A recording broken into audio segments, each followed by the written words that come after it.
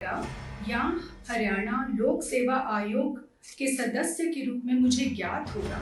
दादरी जिला वैसे भी बधाई के पात्र है क्योंकि बूथ योद्धा में भी और महिला सखी में सबसे पहले बूथ लेवल के काम को गति के साथ इनने आगे बढ़ाया और मेंबरशिप ड्राइव के अंदर भी 15 तारीख को प्रत्येक बूथ पर 25 नए साथियों को जोड़ने का जो अभियान है कार्यकर्ता कामयाब रहे। मैं मानता हूँ इस संगठन की ताकत है। पार्टी के 5 साल कंप्लीट होने पे छठा शुरू होने कार्यकर्ताओं का जो जोश और उत्साह है वो अपने आप पार्टी की ताकत को बढ़ाएगा। जैसे कि अभी आप बात कर रहे थे 2024 टारगेट रहेगा, तो गठबंधन रहेगा तो सीएम का टारगेट कैसे पूरा हो सकता है? देखिए, मैं ये मानता हूँ हमारा काम है पार्टी को बूथ लेवल पर संगठित करके बढ़ाना और संगठित कर हमारी ताकत बढ़ाएंगे तभी आगे जाके पार्टी बड़ी होगी। भिवानी में आपने कहा कि 90 की 90 सीटों के लिए आप तैयारी कर रहे हैं, उसको पूरी अच्छे से वहाँ पे कार्य कर रहे हैं, तो मेरे को नहीं लगता गठबंधन कि 90 विधानसभा की असेंबली के अंदर कोई पार्टी 50 पे तैयारी करेगी। आज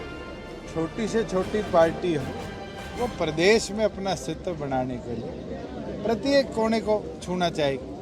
हमें तो 5 साल हो गए, 10 विधायक है हमारे।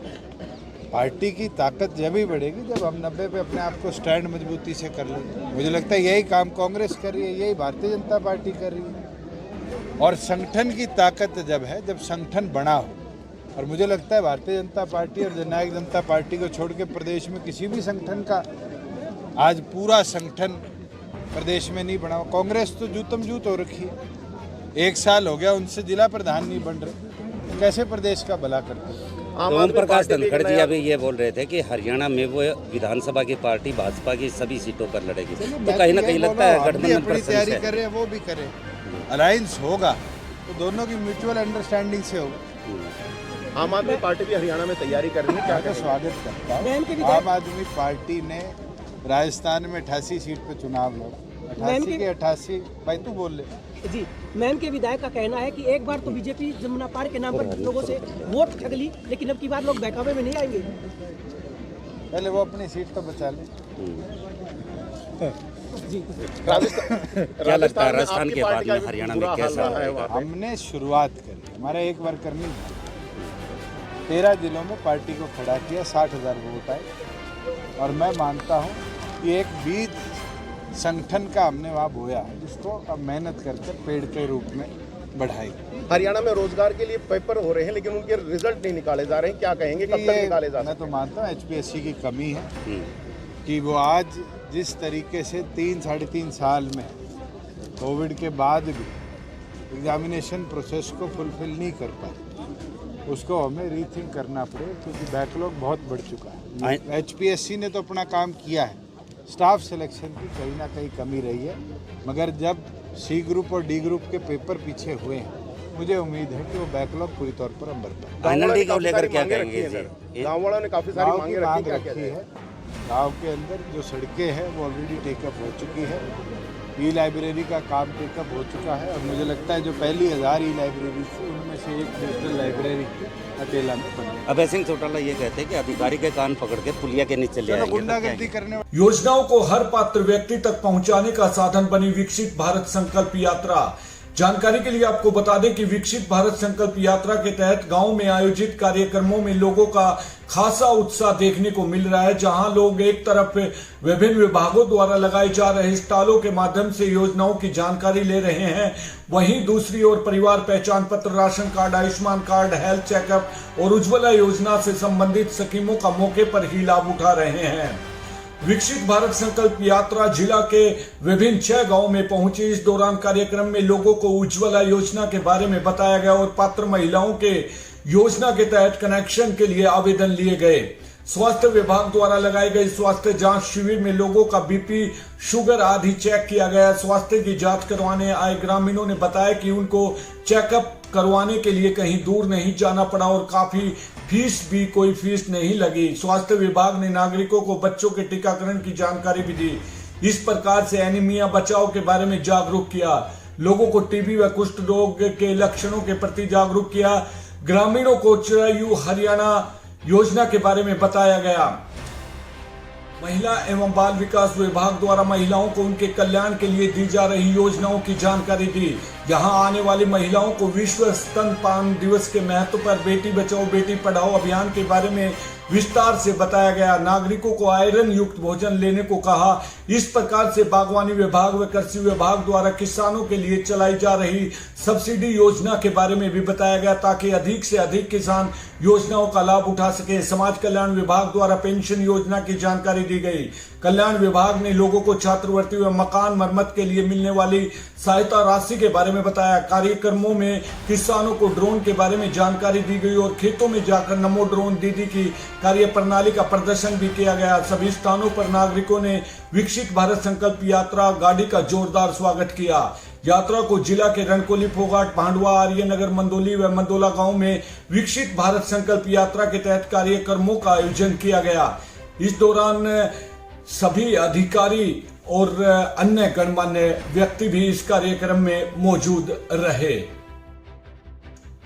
आधार कार्ड अपडेट करने की अंतिम तिथि कल। नागरिकों को 8 से 10 साल पहले बने आधार कार्ड अपडेट कराना जरूरी। अब खबर विस्तार से। भारतीय विशिष्ट पहचान प्राधिकरण UIDAI द्वारा जारी हिदायतों के अनुसार वीरवार 14 दिसंबर को आधार कार्ड अपडेट करने की अंतिम तिथि है। नियमों के अनुसार 8 से 10 साल पहले बने आधार कार्ड को अंतिम तिथि तक अपडेट करवाना जरूरी है।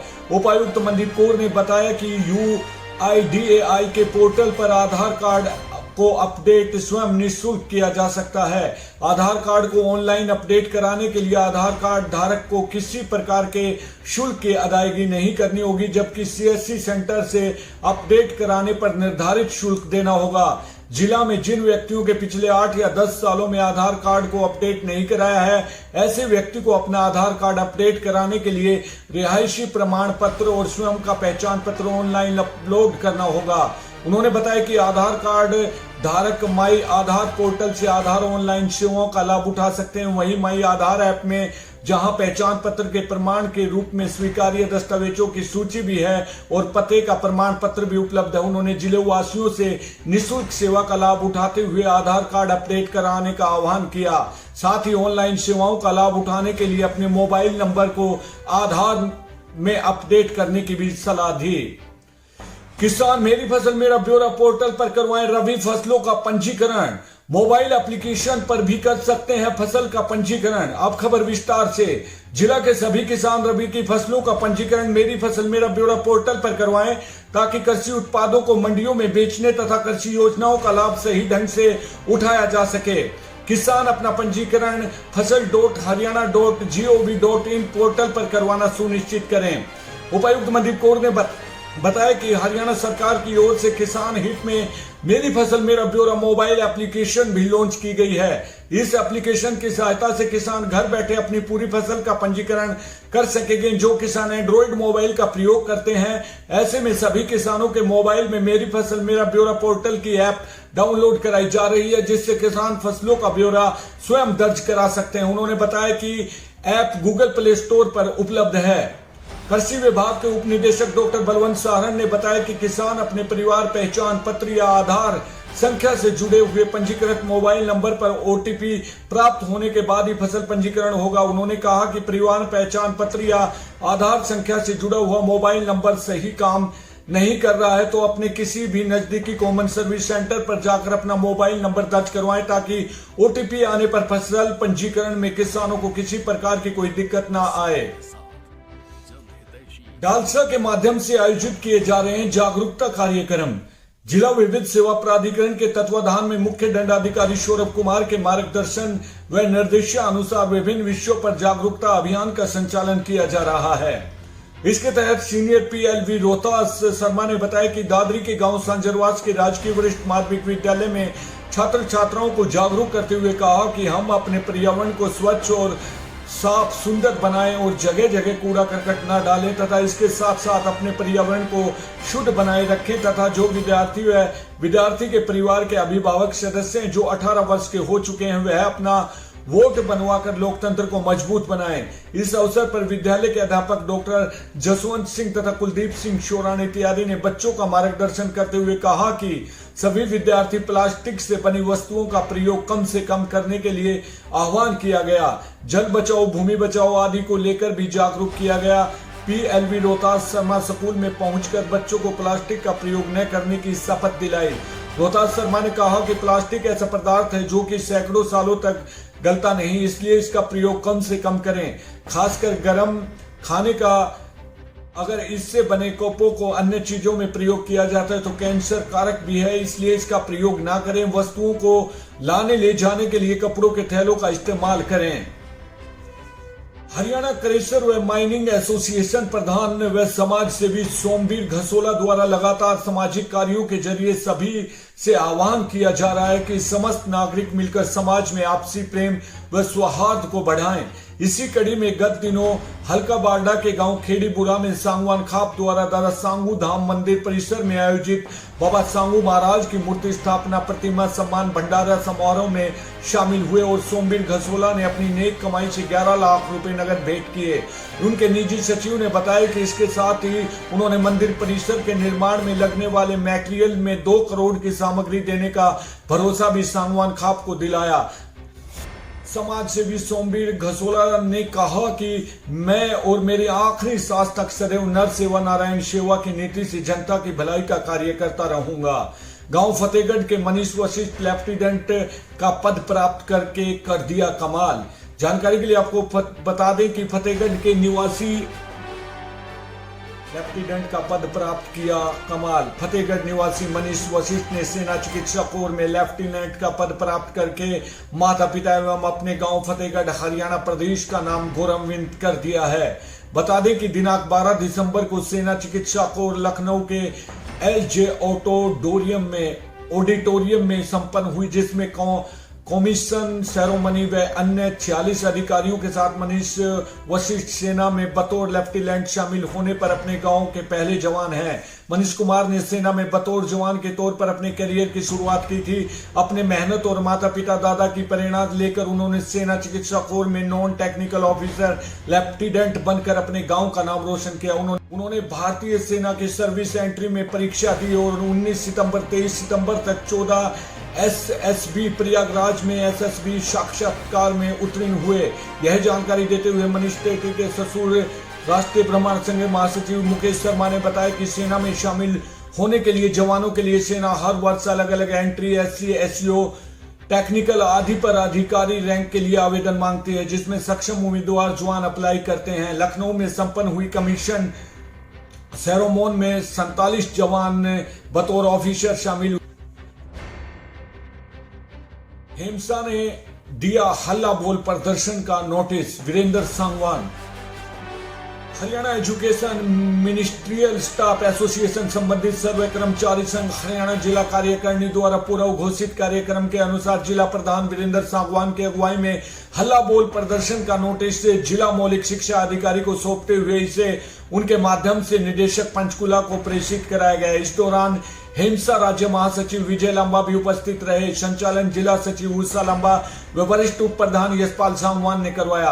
राज्य महासचिव जिला प्रधान तथा जिला वरिष्ठ प्रधान ने कहा कि एसोसिएशन प्रतिनिधिमंडल की बैठक 23 मई को चंडीगढ़ में प्रदेश शिक्षा मंत्री व उच्च अधिकारियों के साथ हुई थी। इसमें जिन बिंदुओं पर सहमति बनी थी उन मांगों को अभी तक पूरा नहीं किया गया है, जो सरकार की कथनी व करनी में अंतर दर्शाती है।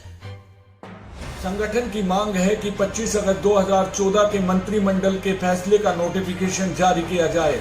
अव्यवहारिक ऑनलाइन ट्रांसफर में दूर दराज गए लिपिकों का नजदीकी समायोजन किया जाए, लेकिन 3 साल बीत जाने के बाद भी लिपिकों को सैकड़ों किलोमीटर दूर नौकरी पर करनी पड़ रही है। प्रदेश महासचिव विजय लांबा ने कहा कि चाहे वरिष्ठता की सूची अपडेट करने की बात हो या ASP मामला हो, समय पर निपटारा करने की बात हो, पदोन्नत मामलों की बात हो, कर्मचारियों को कोई भी लाभ समय पर नहीं मिलता। इसलिए अपनी लंबित मांगों को पूरा कराने के लिए हरियाणा प्रदेश के शिक्षा विभाग का लिपिक आगामी 10 जनवरी को निदेशालय शिक्षा सदन पंचकुला पर हल्ला बोल प्रदर्शन करेगा।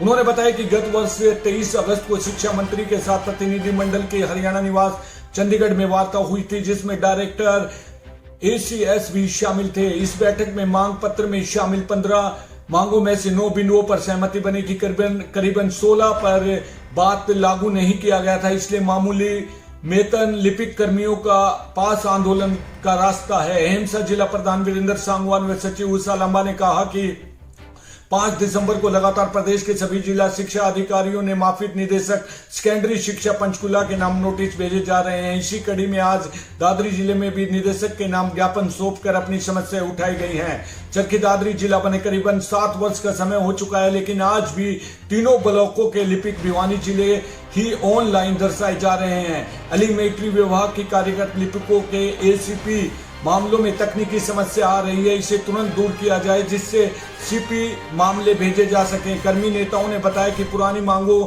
में मुख्य रूप से लिपिक वेतन 35,400 और एसपी प्रमोशन 5, 10, 15 करवाना, दूर दराज तबादला किए गए लिपिक का तत्काल समायोजन, वरिष्ठता सूची अपडेट करना, सभी खाली पदों को पदोन्नतियां देना, योग्यता के अनुरूप उच्च पदों का समायोजन, कठिन क्षेत्र का स्पेशल भत्ता 10,000, वर्कलोड के अनुसार नए पद व सेवा नियम, नियमितीकरण की नीति व स्थायी भर्ती आदि शामिल है।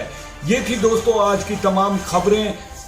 बने रहें हमारे साथ, देखते रहें पीपीटी न्यूज। अगर आपने हमारे चैनल को सब्सक्राइब नहीं किया तो बेहतरीन और उम्दा खबरें देखने के लिए हमारे चैनल को जरूर सब्सक्राइब करें। अब संजय रामफल को दीजिए इजाजत। नमस्कार।